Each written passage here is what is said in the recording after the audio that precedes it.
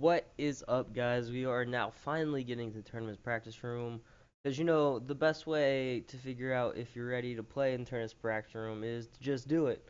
So, while we're waiting for that game to start, for someone else to join me, um, we're going to be going down and looking at this red green Tron list. I wish I would have changed it. I'm going to go, whatever. It'll be fine. Um, sort by Romanicos. Or not. It's cool. I don't want to, anyways. We're gonna sort by Cormica. Awesome. Okay, so this is what it looks like. So we're playing a lot of one-mana cantrips. We've got the Chromatic Stars, Chromatic Spheres, the Relics, and Ancient Stirrings are pretty much cantrips because they shouldn't miss often. I mean, you're playing, what, 50 colorless cards? So unless you hit, you know, 5 of the non-colorless cards, you will probably be drawing a card every time. We're playing 3 O-Stones in the main, 1 in the side. We're playing 1 Spell Sky in the main. I know a lot of lists are playing 2-2 split. Um, but you know, we switched up a little bit. We're playing Thragtusks, Nature's Claims. It looks like our game started. Alright, well, let's just an overview of what the deck looks like. It's not a deck tech, so we're gonna go join that game real quick. And this hand is terrible, so we're mulliganing. Alright, and we are gonna keep this. We are playing the Tron mirror match. Hopefully he's playing blue because, man, I don't want to play against red. So we're gonna play Chromatic Star to start off. We're gonna try to get that turn 3 Tron. I mean, we're gonna have it for show, dude. Okay, never mind. Like, come on, don't play like. Well, I guess technically he doesn't have color land, so we can't. All right. Well, he's not gonna have turn 3 Tron. I'm gonna have turn 3 Tron though. So we're gonna go ahead and we're gonna add a green. Draw a card. Probably draw the last Tron piece. Damn it. That would've been awesome. Sylvan's Scrying. This game's gonna pretty much be boiled down to who can lock who out of Tron or who can play Emrakul first, depending on how the draws go. But we have Tron. We don't have anything to do now, unfortunately, so maybe getting Tron wasn't the best idea, but we can start putting pressure on with the Swarm Coil engine. We've got... Oh, really? He's just gonna give up? He didn't draw a land? Alright. Well, that was a very unexciting game. Sorry about that one. At least he didn't just give me the packs for free, though, right? So, let's see. Coming against the mirror match. Target speller ability. So, Spell Sky might be really good. I know Ghost Quarters and Crucible Worlds are probably going to be really good. Same with Ozone. Now, this really depends. I think Pyroclasm's really bad. I think Nature Claims are good. I don't think they're Actos are necessary because, well, we just have so much value inherently in our deck. I feel like since we're bringing in Nature Claims, Ancient Stirring's value goes down a little bit, so we want a few less of those. And I think it might actually be worth it to keep in Relic, just in case we somehow get rid of his Emrakul. I guess we could with Oblivion Stone, so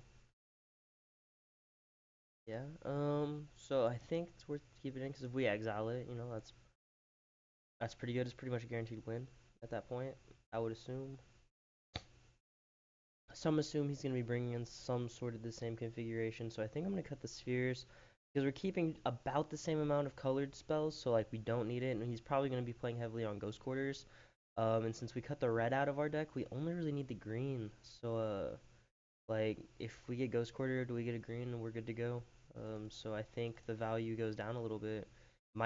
It might actually go down so much that the relic could be good, or maybe I could just put in another Spellskite. Um, That'd be 6 bubbles, so 10 green sources if I cut 2 more. We're gonna be on the draw. We're gonna have Crucible World. I think we're gonna let it ride like this. Because if we can just Crucible away his lands, I don't think he can win. So maybe it was bad to actually cut the, okay, mine, star. This hand's really bad good. I think this hand's actually keepable without Emrakul. Um, but yeah, not that great. We're gonna mulligan that. So we've got double Ghost Quarter, Grove, O-Stone. Well, I mean, we got really good disruption. We're not doing anything other than disrupting, though. Single cantrip.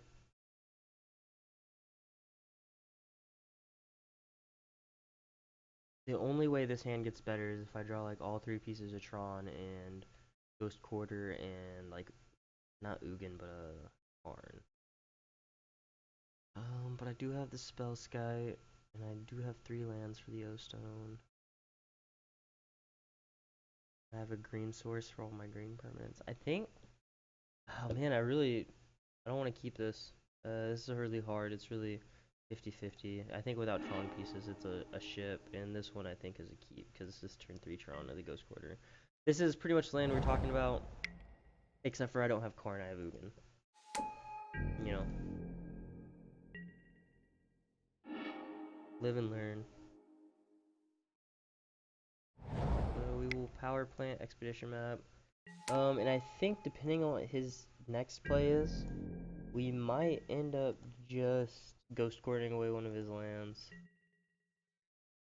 Because like if he honestly, if he plays Karn and he gets to exile one of our lands, I don't think we win like at all. Because then he can just ride Karn to victory.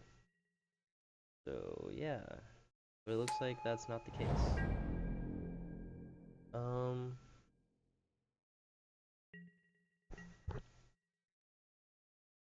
let's see. He floated green, but he didn't do anything with it. Like, wow, that Ghost Quarter is really good, or that Crucible is really good. Um,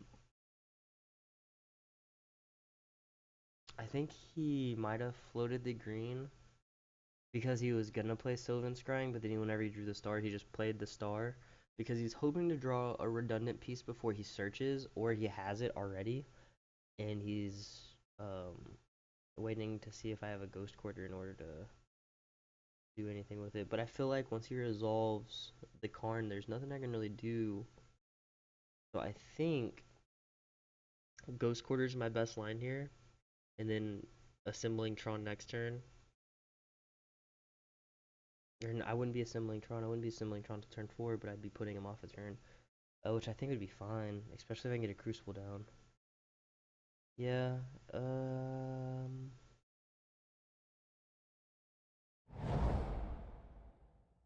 gonna Ghost Quarter away his power plant.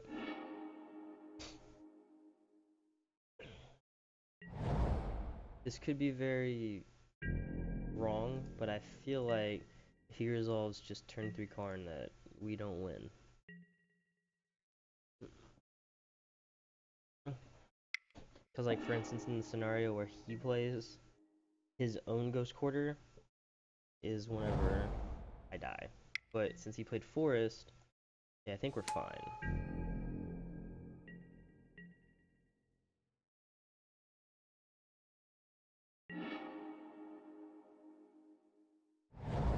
Now see, that makes my decision a little harder. So like, I drew the Nature's Claim, but I have no way to play it. I mean, of course I'm gonna go get the Tron piece. Like, I've got nothing else to do, and like, having Tron is really huge. I feel like getting a Grove there could be a line strictly because he plays the O-Stone, or he played the O-Stone.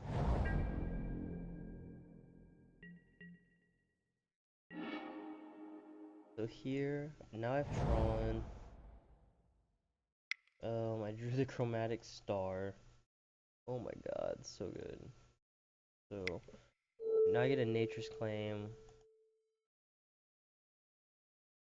or I get to Ancient Stirring. So it's like, do we Nature's Claim knowing that we have nothing really to do this turn? Like, yeah, we can play Crucible, but it's like, we already played our land drop, so there's no reason to play Crucible. Except for the fact that I can play Ghost Quarter next turn to resolve into Ugin. God, that's really good too. Yeah, I think that's the play. Maximize your mana efficiency.